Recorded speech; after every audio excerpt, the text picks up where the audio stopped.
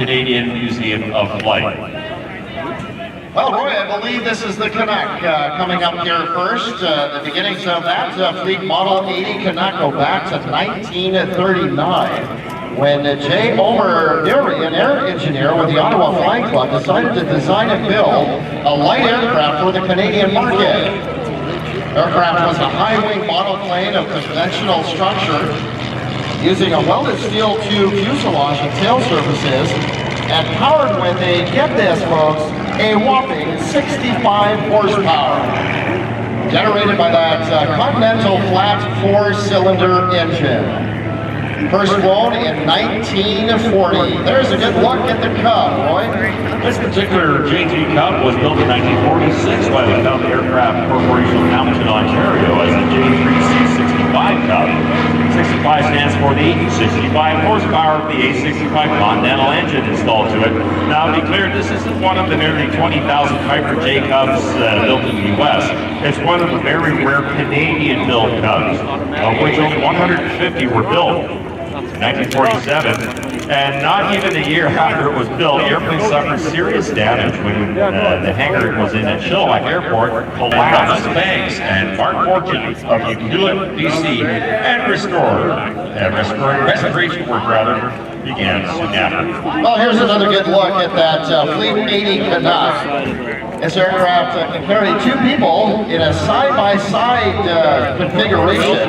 That was unusual for the period, even though it was far better arrangement for instruction than placing the instructor either in front or behind the student. And that was very common in aircraft like the Tigerhawk, the Fleet Finch, as well as the Chipmunk, an aircraft that we're actually going to be flying in the Airshow later on this afternoon by Ghost Rider Airshows and Nathan Hammond.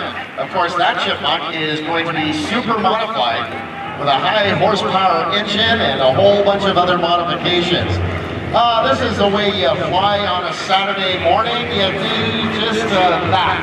Slide slipping into the wind and just enjoying the wind around the struts and the wings of the aircraft.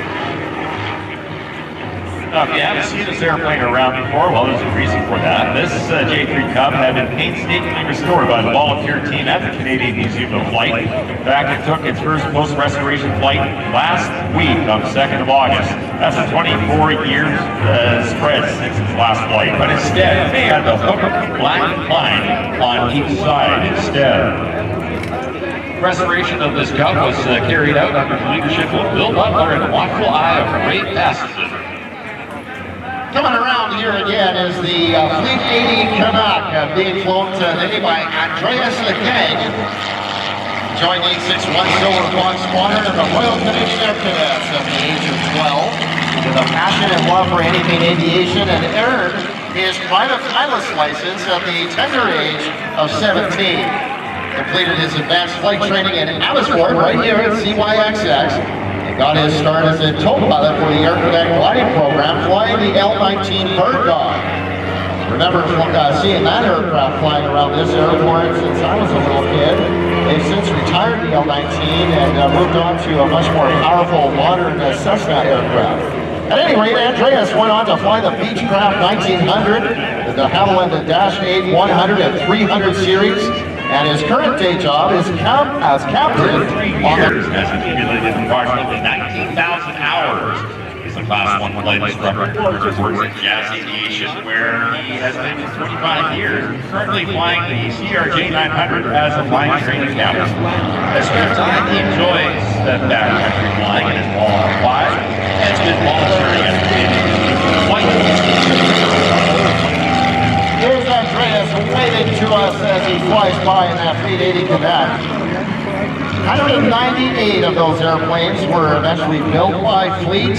That was between 1945 and 1948. It proved very popular, initially sold well to flying clubs, charter companies, and private owners in Canada. Maximum speed of the Fleet Canuck. Here's some fun facts, 111 miles per hour. If you do the Canadian exchange, that works out to approximately 178 kilometers per hour. This particular aircraft manufactured back in 1955. Hand propping the airplane started. You ever hand-prop the aircraft? I have had the opportunity. You got to make sure that you don't curl your fingertips around the blade, or else that'll mess with your hands very quick once the engine starts. You got to keep your hands flat on the propeller and then spin it through. And step back.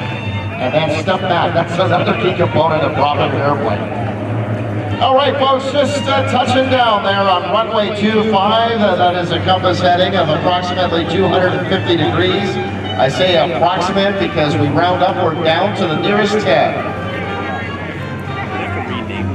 As a matter of fact, when I was a kid, the numbers here at the airport was a little bit different. And that's because the magnetic field of the Earth changes from time to time, and so every few decades they actually have to change the runway headings. And there's the Cub on the ground. He's going to keep the tail wheel up just a little bit to bleed off some airspeed, and eventually he's going to let that tail settle back down on the ground. Let's have a big round of applause for the Canadian Museum of Flight and Andreas Gang and Tony Walcott for bringing these aircraft to our air show here today. They're going to